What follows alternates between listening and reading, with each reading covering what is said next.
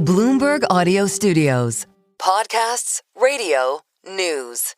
For fresh reaction amid these reports this evening on a potential workaround to end the government shutdown, we're joined now by Republican Senator of Wisconsin, Ron Johnson. He's with us live from Capitol Hill. And Senator, it's great to have you back on Bloomberg TV and radio.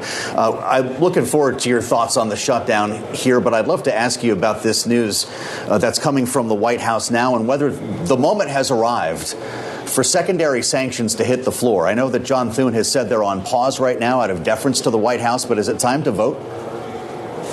Well, again, I really will let that up to the president. When he wants that as a backstop to put pressure on Putin, I think that's when we'll act. Understood.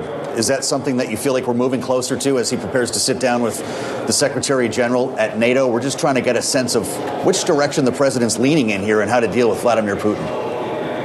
Well, my guess is getting pretty disgusted with dealing with Vladimir Putin. He's giving him every opportunity to end up with a peaceful solution here, dangled economic benefits in front of him, obviously threatened sanctions. Again, this president wants peace.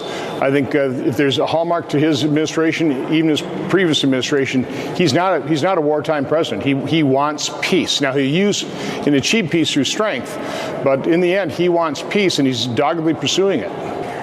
And you may have heard Joe just go to Truth Social post from the president. He just shot down a Wall Street Journal report that the U.S. is allowing Ukraine to use long-range missiles in Ukraine. How will that play into what is supposed to be a meeting between President Trump and Vladimir Putin, which is now looking much less likely? Yeah, I think that meeting is canceled because Vladimir Putin keeps lobbing missiles, more than lobbing, launching missiles into Ukraine. Apparently hit a kindergarten earlier today.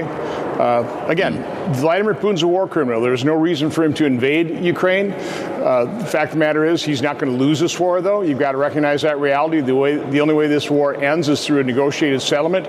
We're not going to like the terms of that, but even worse, the bloody stalemate that we're in right now, where we're losing thousands of people on both sides a week, it's just untenable. I want to ask you about what's happening with the shutdown here, Senator. I spoke earlier with the chairman of the House Ways and Means Committee, who kind of stopped us in our tracks when he suggested that he might be behind a full year CR. In fact, one that would get us through December of 2026. I want you to hear what he said earlier on Bloomberg. Let's listen.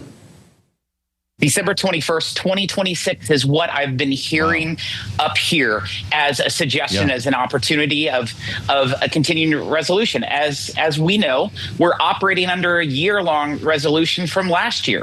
We're looking at what was appropriated when Biden was president. That was Congressman Jason Smith earlier on Bloomberg. Senator, is this what it's come to? And would you support a full year continuing resolution? What would be a much better idea would be just pass my Eliminate Shutdowns Act. What that does, it sets up automatic rolling 14-day continuing appropriations for whatever department or all government that hasn't been appropriated for. That would give the appropriators time to find areas of agreement, pass the bills they can pass. The ones that don't, you just continue to fund at last year's levels. Now, that'd be a far more common sense approach than a one-year continuing resolution for all of government. Give the appropriators time. You know, the appropriators, some of the Republicans even voted against the Eliminate Shutdown Act. They said it would undermine the appropriations process. Well, here's the alternative, a CR that goes into December of 2026. So hopefully people will, come to their senses and realize Eliminate Shutdowns Act is the solution to our current fix. Senator, it doesn't seem that bill has gone very far yet. Are you sensing you will get some more support for this? Well, the good news is Leader Thune switched his vote to no so he can bring it for reconsideration. Again, I was very disappointed in Republican appropriators voting no. They said it would undercut the appropriation process, but let me describe that appropriation process it supposedly undermines. I've been here 15 years. That means we should have passed 180 appropriation bills before the start of the fiscal year you're funding. We've passed 6. So this vaunted appropriation process, which is clearly broken, fails 96.7% of the time. The Eliminate Shutdown Act does not undermine that process. It just gives us all the time. We wouldn't be sitting here going into the fourth week of a shutdown, doing nothing. we could have been on appropriation bills. We could have been working with each other. We could have been negotiating, but instead, we've got this shutdown showdown with literally no end in sight. Hopefully tomorrow, but hopefully today, the Democrats actually vote for the continuing resolution. Doesn't sound like they will. The next best step is let's at least pay the federal workers we're forcing to work. That's the Shutdown Fairness Act that I've offered that we'll be voting on tomorrow. I want to ask you about that. I know you're reintroducing this. To your point, there's a vote tomorrow. Do you worry that this makes shutdowns easier, that it removes a pain point that might actually compel lawmakers to end this saga? Clearly, the current system is utterly broken right now. We just crossed $38 trillion in debt. Again, the definition of insanity is doing the same thing over and over again, expecting different results.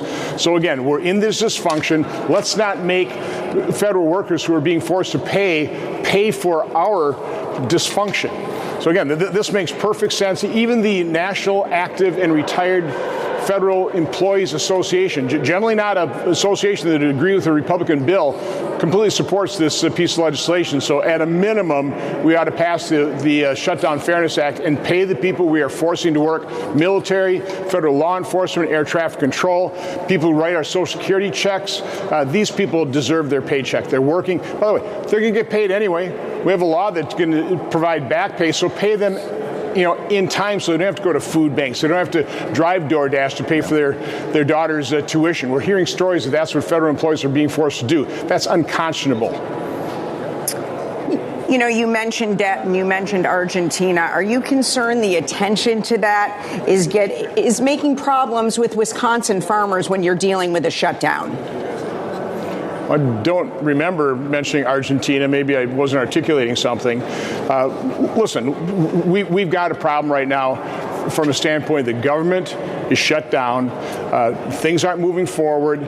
There's a common sense solution here: either just pass the continuing appropriation or the Eliminate Shutdown Act. Simple solutions, common sense. I think the vast majority of Americans would agree with that. Right now, we're being held hostage by, quite honestly, the uniparty appropriators. This seems dysfunctional. It is dysfunctional. This is a very well-honed process. I've seen it time and time again. I've been here 15 years. You use these shutdowns to back us up against a deadline like Thanksgiving or Christmas, drop a multi-thousand-page appropriation bill on our desk, say, Senator, take it or leave it, or you're not going to see Christmas. That has to end. We appreciate it, Senator, and we appreciate your time, Senator Ron Johnson.